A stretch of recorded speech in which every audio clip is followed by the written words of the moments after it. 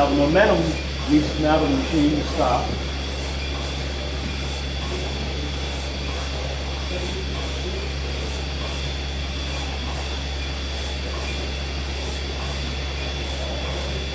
Now the bell is just driving the idler or the loose pulley. Start the machine up again, we just move the belt over to the driven pulley or the tight pulley. But he who built it? It was brought here secondhand from the ironworks in 1882. They modernized something over there and they needed a bigger engine or didn't need this one anymore. Dave found a catalog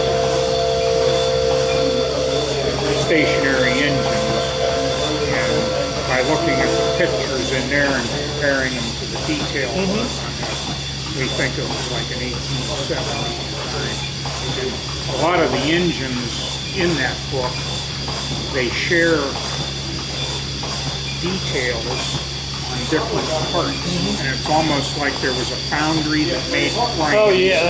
And there was another foundry that made cylinders. Yeah. You know, and there might have been a half a dozen different companies that did each of those, and whoever was building these.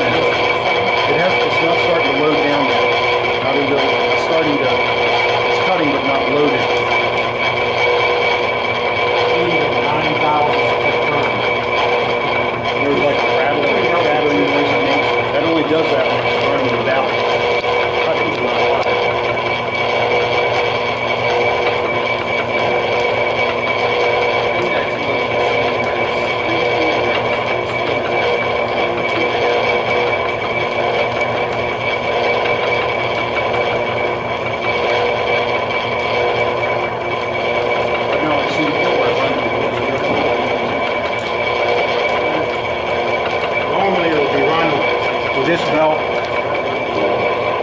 here is typical setup on all of these machines is they have one pulley that's tight on the shaft with a key and another one that's loose in its own bearing, and it's just an idler. And then this mechanism here slides the belt over onto the drill press pulley and it starts it running. When you get done with the machine, you just slide it back and it stops.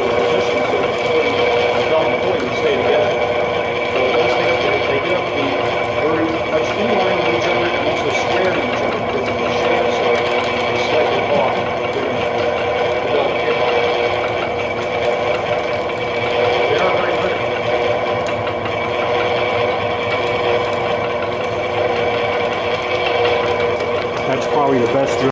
I can tell you without even looking at it. It's very easy to take up the belt and basically cut off the last row. Every machine operator seems to have its own technique.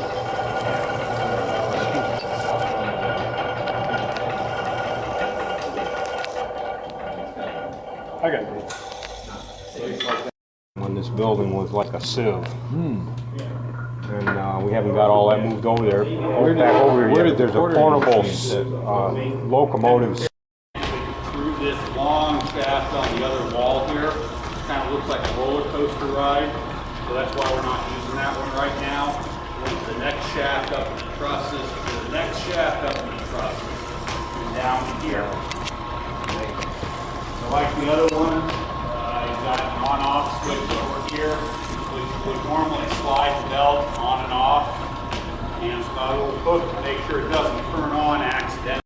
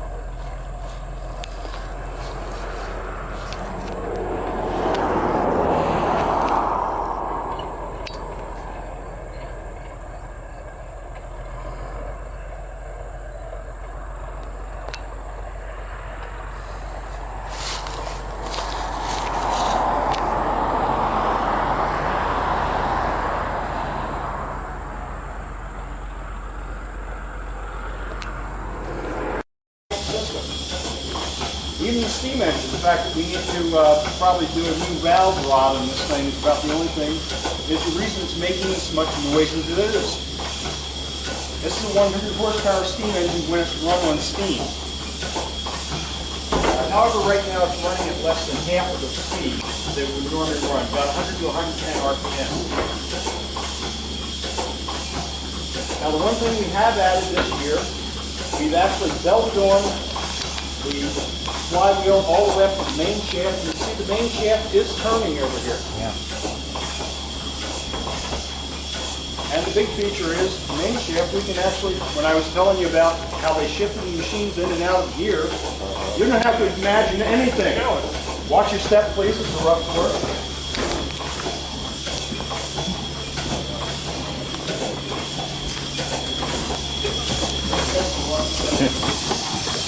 Those shafts aren't operational. We sight them along the shafts and they kind of go. So yeah, there's no way those things are going to turn. This shaft does require some restoration work. It did require a little bit of straightening out. There are a lot less bearings on it. So once we got it aligned, one of the bearings needed to be rebabited, but that's taken care of, and the shaft system actually runs very smoothly, very quiet. So the way they shift these machines in and out of operation, the idler pulley set up on this particular machine is right up here. It's running on compressed air instead of steam. But we're working on that.